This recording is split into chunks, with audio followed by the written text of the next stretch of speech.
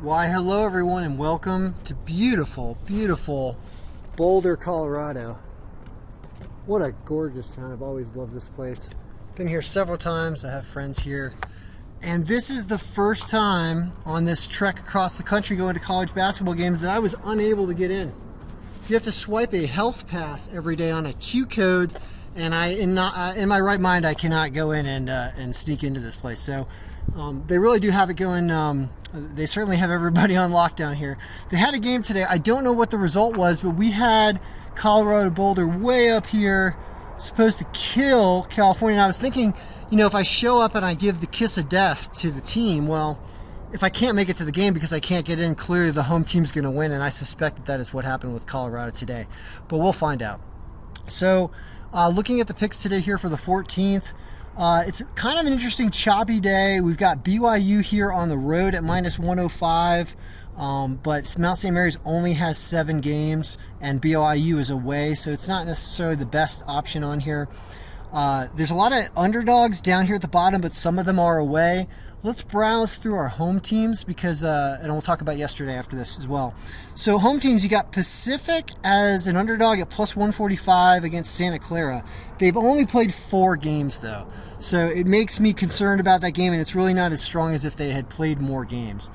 You've got Sanford at plus 230 against North Carolina Greensboro. These teams have played some games. Sanford at home, that should be a decent pick.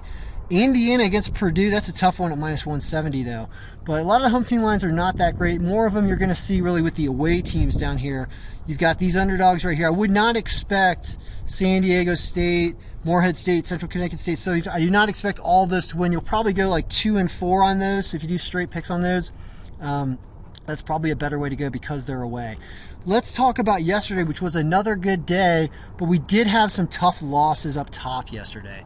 So yesterday it was 18-4 on the money line, 15-7 on the spread. Really great, but Georgia, which I talked about, a very good line, they lost, and they also got creamed by Auburn. So I don't really understand what happened there. I'll have to dig into the stats and use that game as a guide to figure out what to do with point projections. Because in that game, what were our point projections? We had a huge high-scoring game of like 119 to 106 or something. Something was weird going on in that game, and I'm not quite sure what happened with the stats.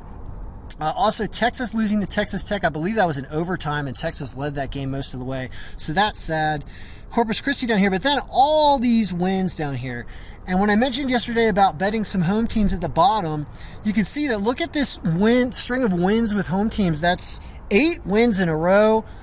Some of those at all of these are really at pretty reasonable lines. We hit the 3 underdogs I mentioned, Incarnate Word, Massachusetts, and Chattanooga, but we lost we lost Georgia up top. So once again, another good day.